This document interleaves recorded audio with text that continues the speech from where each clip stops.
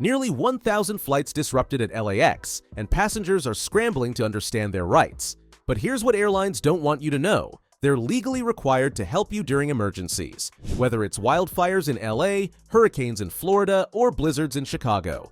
We've uncovered the exact policies of every major airline, and what I found is shocking. Most travelers are missing out on hundreds in compensation because airlines aren't telling them about these mandatory benefits. Your basic rights. Let's dive straight into what airlines don't want you to know but are legally required to provide. According to the Department of Transportation's latest guidelines, you're entitled to a full refund if your flight is canceled or significantly delayed, regardless of the ticket type. This is crucial because many airlines will try to offer you travel vouchers first, hoping you won't know about your right to a cash refund. What makes this even more important is that this rule applies to every ticket type, including those marketed as non-refundable. The airlines don't advertise this, but when they cancel or significantly delay your flight, that non-refundable status goes right out the window. You have the right to get your money back if you choose not to travel due to their disruption. Now, here's something interesting about these rights. They apply regardless of the reason for the cancellation or delay. Whether it's weather-related, mechanical issues, or staffing problems, your right to a refund remains intact if you decide not to take the flight. Airlines might try to tell you differently, especially during weather events, but the DOT has made this crystal clear. What's particularly important to understand is the definition of a significant delay. While the DOT hasn't set an exact time frame, they've generally considered delays of 3 hours or more for domestic flights and 4 hours or more for international flights to be significant. This means you don't have to wait endlessly to know your rights. Once you hit these thresholds, you can start the refund process. If you're finding this information valuable, hit that like button and subscribe for more travel tips that could save you hundreds. Refund timelines and policies. When it comes to getting your money back, timing is everything. For domestic flights delayed over 3 hours or international flights delayed over 6 hours, airlines must process refunds within specific timeframes. The DOT requires airlines to process credit card refunds within 7 business days. If you paid cash, they have up to 20 days to return your money. But here's what most people don't realize about these refund policies. They include all mandatory fees. This means you're entitled to a refund of your baggage fees, seat selection charges, and any other add-ons you purchased. Airlines often conveniently forget to mention this part, but you should insist on getting everything back. The refund process should be initiated automatically in many cases, but don't count on it. You need to be proactive. If the airline doesn't start the refund process themselves, you should request it immediately. Most airlines have online forms for this purpose, but if they don't, document your request in writing, preferably through email. What's crucial to understand is that airlines can't force you to accept vouchers or credits instead of a cash refund. While they may offer these alternatives, and sometimes they might even be more valuable than your original ticket price, the choice is yours. Never let them pressure you into accepting a voucher if what you want is your money back. Want us to explain specific airline policies? Comment below with the airline name and we'll create a dedicated video to clear up your questions. Documentation essentials. Let's dive into exactly what paperwork you need to protect your rights during airline emergencies. This isn't just about keeping random pieces of paper, it's about building a bulletproof case for compensation.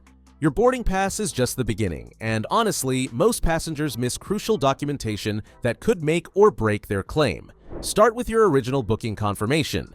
This proves your original flight details and what you paid. But here's something most people don't know. You should also take screenshots of the airline's app or website showing your flight status.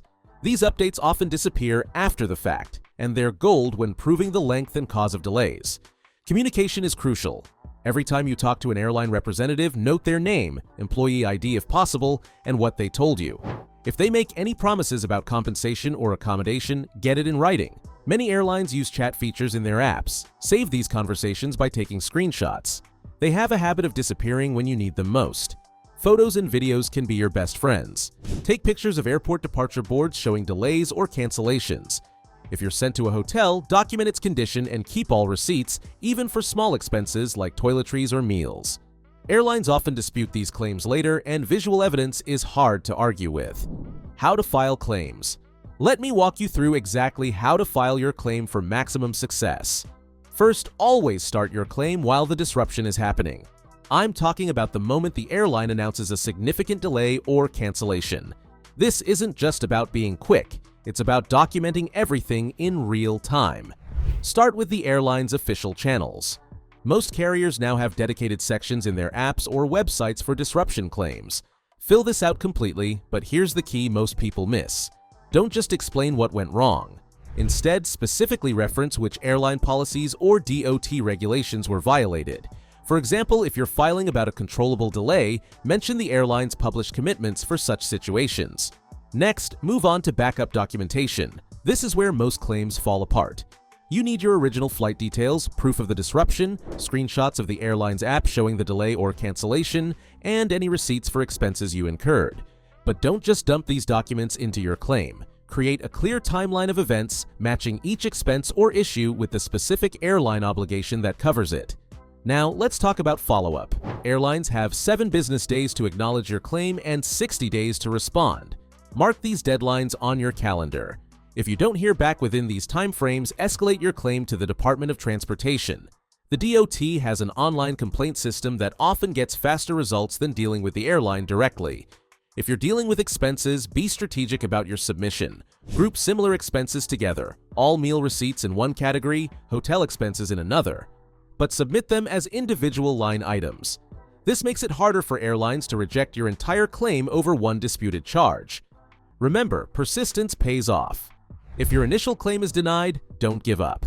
Airlines often count on passengers accepting their first no. Request a supervisor review and, if necessary, mention that you're considering filing a DOT complaint. This often leads to a second look at your case and frequently a different outcome. Protection strategies. Let's talk about preventing problems before they happen. Your protection strategy should start before you even book your flight. Using the right credit card can be your first line of defense. Cards with travel protection can cover expenses that airlines won't, especially during weather-related cancellations that airlines typically don't compensate for. Download every airline's app before your trip, even ones you're not flying with.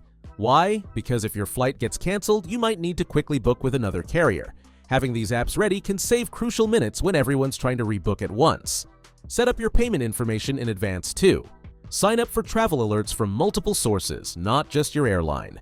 Weather apps, airport notifications, and flight tracking services can warn you about potential disruptions before the airline does. This gives you a head start on making alternative arrangements before seats fill up. Consider booking directly with airlines instead of through third-party sites.